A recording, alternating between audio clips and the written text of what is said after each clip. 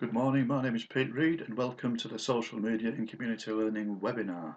Uh, Many thanks to the people who've actually helped us, including Chris Beach and his team at Burton and South Derbyshire College.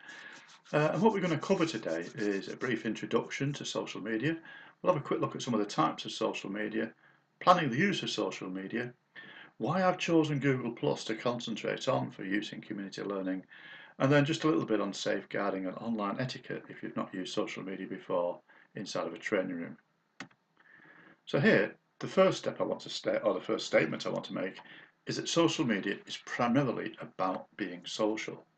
So using social media inside of community learning seems to me to be the next best step. Because as people are actually working together and starting to learn together, so that should encourage discussion, conversations, and all ways of actually exploring the new information that they're gathering. If we take away that social element or we restrict it, then again that will actually make the learning itself more difficult. Now often in community learning, people only come together for a relatively short space of time, perhaps just an hour a week or so. In this way we can actually extend the time when they can actually contact us and contact each other in a safe environment so the learning can continue. This graph I've created looks at some of the different types of social media and the way that we can actually use them. So to start with, in the first quadrant, we've actually got the relationship building software. And there I've put Twitter, LinkedIn, Facebook, and Google Hangouts. Now each of these pieces of software is based upon the idea that people can post information about themselves, and other people who are interested in what they've got to say can actually go and watch them. I've included Google Hangouts there because Google Hangouts actually includes various ways that people can actually talk face to face. It's a bit like the Skype application, except you can have up to 10 people in the same conversation at the same time. In the sharing area, I put WordPress. WordPress is probably the best blogging software that we've currently got available to us, and it allows anybody to actually go on and create an online diary of what they find interesting, and so it can be a great sharing space for people working together. I've got Google Plus, I've got Snapchat, YouTube, Instagram, and Bambuser. Now the ones that I'd just highlight inside of there is YouTube. YouTube is a fantastic learning resource. If you want to know anything about anything, then I would go and have a look at YouTube.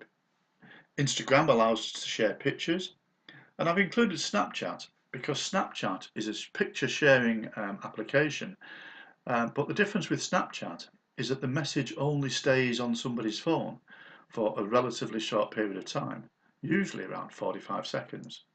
Now this can be a problem because it means that people can send abusive messages or obscene messages, and of course they will evaporate off the phone before the person who's received it has really had a chance to do anything about it. So again, this is something to be aware of, that social media is not without its risks. Bambuser, however, Bambuser allows us to share videos online. And so this webinar is actually being handled by Bambuser, and you can go and create a free Bambuser account and create your own little webinars, your own little videos that are broadcast directly to the web. So there's a fantastic social reporting tool and something that can give you some great tasks and things of that nature for your students, whether they're learning languages, communications, or anything else. We've then got the tagging type software. In here I've just included two. I've included the two market leaders, which are Pinterest, and Pinterest operates by having effectively an electronic pin board. So as you're wandering through the web, if you find anything of interest, then you can pin it to your pin board, and then you can share your pin board and people can follow your pin board.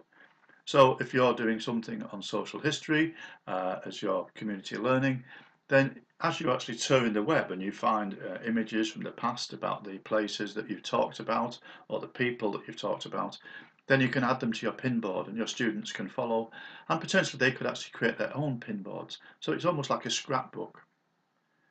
Learnist is, as its name suggests, a way for people who are learning to actually gather together information. Learnist actually requires a small download which is then attached to your browser window, and then when you find some content that you like, you can click the Learnist window and it will actually again store it. Having stored it, you can then share it again. So again, this allows you to actually find information that other people will find interesting.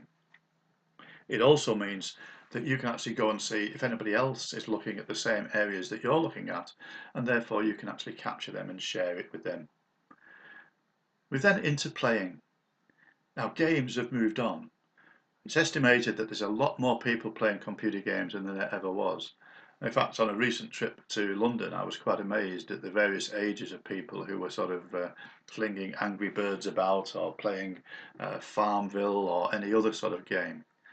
Now, a lot of the games, in order to be successful now, require social interaction. How many people on Facebook have been asked if they can sort of borrow a cow or whatever as they're being played, as people are playing games that you possibly don't want to play or don't understand? But it does require us to actually get on there and become more social. So moving on, let's look at the UK.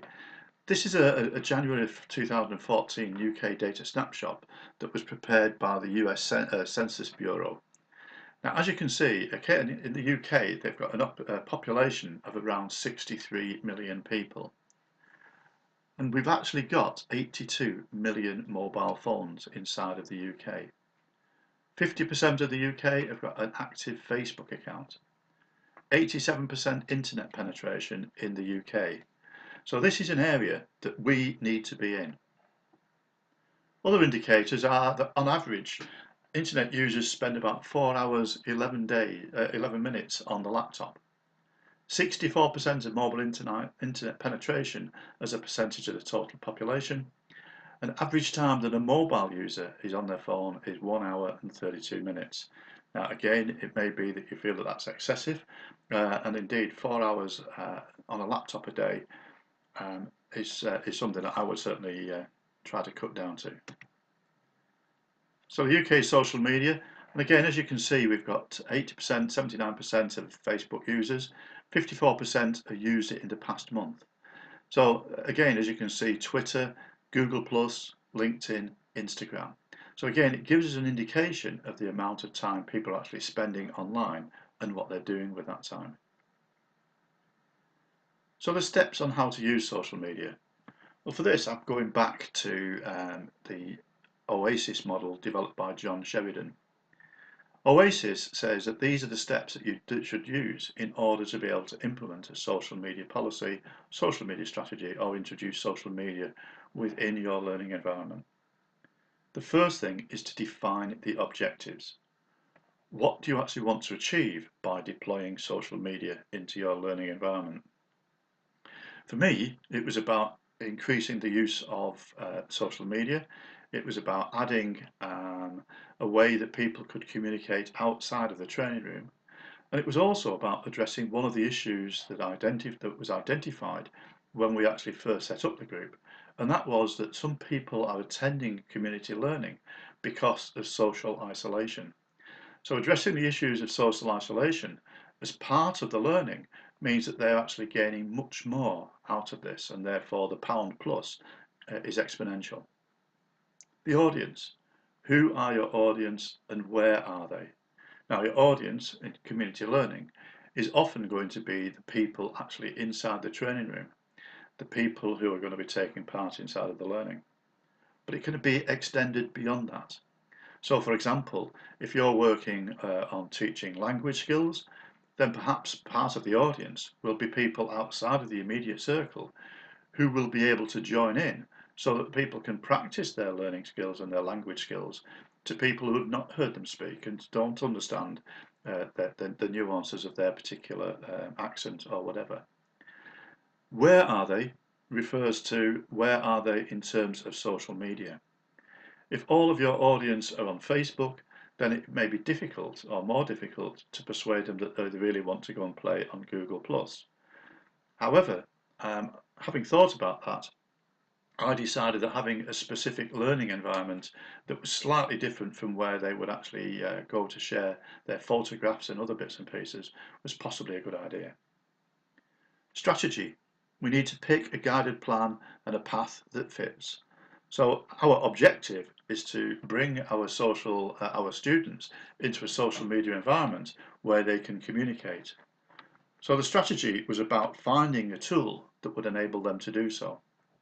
And the tool I selected was Google+. So the implementation phase was to match that right social networking tool and then to actually move it forward. So I selected Google+, and I created the various accounts that's required in order to be able to do that.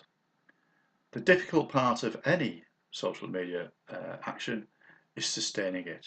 It's about engaging and conversing, monitoring, revising, and all of these other wonderful things that we do as tutors constantly, and we do it all the time. Now, one of the things that I should say here is that once social media starts to take off, then the amount of time that you need to put into keeping that social group going diminishes. And so again, let's actually move on and talk about some of the other issues around social media. Why Google+?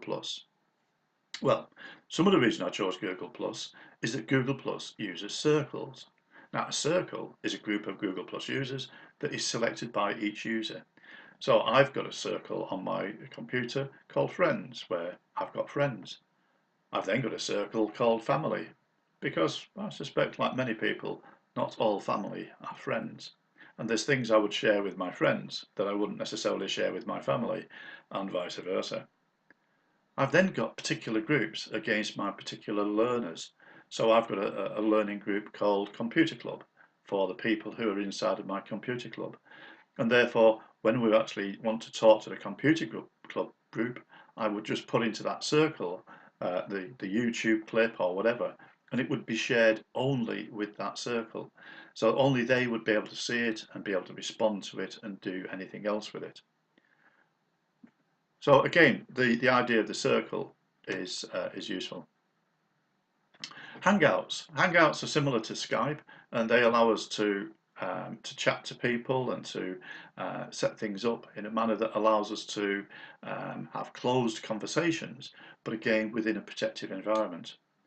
Now, one of the things I should say about Hangouts is it does require a decent internet connection. So unless everybody has got a decent internet connection, it may not work. However, inside the realms of your training room, it could be that having a hangout with a similar group that meets elsewhere in the county could actually help you to extend the social nature of your group and to expand and explore other areas. Sharing videos easily, and you get comments and feedback. So for example, one of the things that I tend to do is I will create a YouTube clip on the topic that we're going to be discussing that week, and I will share it with my group. That way they can be pre-prepared if they watch it, or indeed after the session they can go back and re-watch the video to see if I've actually covered all the points and just to remind themselves. You can share pictures. You can put handouts and pre-reading online. You can share audio and documents. And you can also assign and get documents back electronically. We can also notify people if you're running late, or if there's a change of training room, or there's somebody can't make it, or don't forget to bring. So again, any sort of reminders and notifications you can actually put onto Google+, and provided the users actually use Google+, then they will be able to get there. But it also means, of course, that this gives you an avenue to say to people, that is where I will be posting the information. So again, it can actually be very helpful in that sense. It's also good for group working. So for example, within any group of people, that new circles will be formed and can be formed. So therefore, it could be that a small group of people will actually create their own circles within your circles so that they can actually have their own chatting time, etc. They can create Google groups for larger projects, and the tutor, as a member of a circle or group, can see what's happening and contribute and step in if needed to. Safety online is another important issue. I always work with the 3 R's. And the 3 R's is to say to people when we first start to work with social media that these are the rules and the guidelines for the use of social media. You must respect the people you're talking to and the people you're talking about. Now that doesn't mean that you can't have an argument, it doesn't mean you can't have a discussion, it doesn't mean that you can't have strongly held views. But what it does mean is that it doesn't descend into silly name calling, nasty comments and things of that nature. You are responsible for what you say on social media. There is no escape from this. If you say it or you repeat it or retweet or whatever, then you have said it, and it is your responsibility for what you've said. If you're actually online and you're representing somebody else, then you should make it clear who you represent. So if you, as a tutor, are actually representing Staffordshire County Council, then you should be making it clear that any policy statements that you make are a representation of Staffordshire County Council. Now, this does not mean that you can say, I am not saying this in regard to what Staffordshire County Council say, and then say something horrible, because you are responsible for what you say on social media. That is paramount. You cannot take that away. And again, as my granny used to say, if you've got no good to say nout. Now, we've mentioned briefly things like Snapchat or whatever, and the potential for people to get harassed or bullied online.